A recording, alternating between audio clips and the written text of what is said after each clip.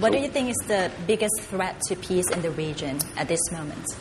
Well, the threat that I always worry about first and foremost is the proliferation of nuclear weapons and weapons of mass destruction. Obviously we're very concerned about North Korea and recent reports about perhaps their dealings with what we call Burma. And, you refuse to call it Myanmar. We do. We would like to see a democracy make decisions about the future of a country, and that hasn't yet come to pass. So we are very strongly in favor of putting pressure on that government, trying to make it clear that the future doesn't lie with those who would try to oppress their people and limit the opportunities to a very small ruling group. That is not in the interests of the people of Burma or people anywhere. So we worry about the transfer of nuclear technology and other dangerous From North weapons. Korea, you mean? We do, from North Korea, yes. To Burma. To Burma, yes. So you're concerned about the closer ties between North Korea and Burma? Yes. Yes. How serious is Well, your concern? we're going to explore that in Phuket in talking to all the other foreign ministers who are there. We want to try to focus attention by countries that have a direct relationship or share a border, as Thailand does, so that there can be a united front against that ever happening. I'm not saying it is happening, but we want to be prepared to try to stand against it. Right. North Korea is the main focus of your talks this time. How serious is North Korea's threat to United States? It's not a serious threat to the United States. At this time, its weapons capacity and technological progress is not a threat to us, but it is a threat to other of our allies if it continues, and it is a threat to further destabilization in East Asia, and particularly Northeast Asia. We'll be talking about many important issues here at the ASEAN meeting. I'm very proud that I will be signing on behalf of my country the Treaty of Amity and Cooperation.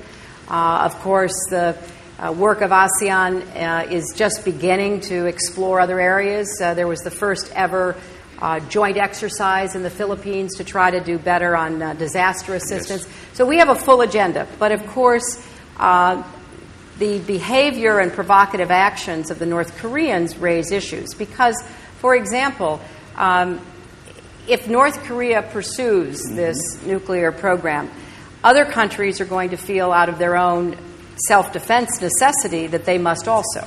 That produces a chain reaction. It's one of the reasons why in another part of the world we're very concerned about Iran. Yep. If Iran acquires a nuclear weapon, then other countries in the Middle East are going to think, well, they have to have one too. Right. And pretty soon you have so many nuclear weapons, and not just in the hands of states, but also non-state actors.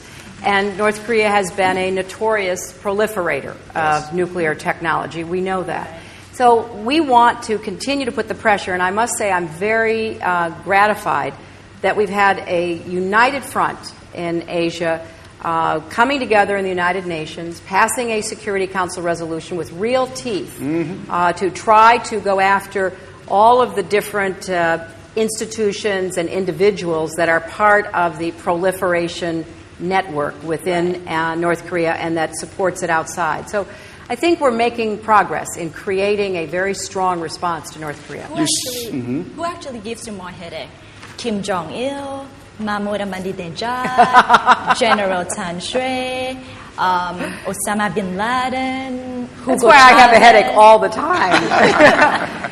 You mentioned, obviously, some of the people who we think are playing a very negative role in the world. I have to worry about all of them, unfortunately. You said on ABC just on Monday that North Korea is like an unruly child seeking attention all the time.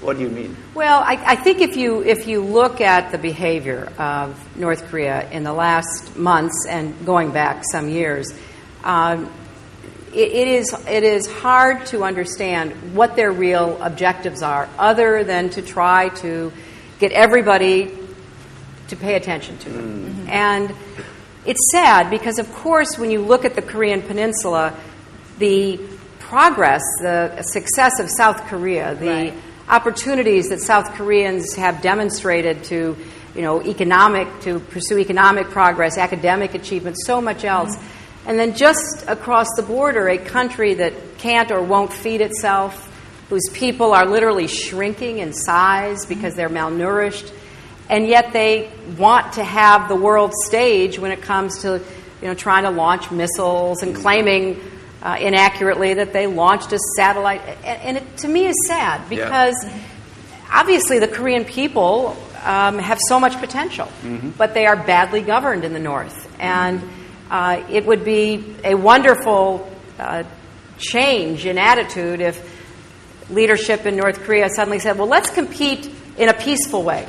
Let's see if our students can't beat your students in competition. Let's have our business people outsell your business people. The kind of competition that we're seeing in Asia, peaceful, very aggressive, even vigorous from time to time. That's how countries should be looking at their future, and we are a long way from seeing North Korea do that.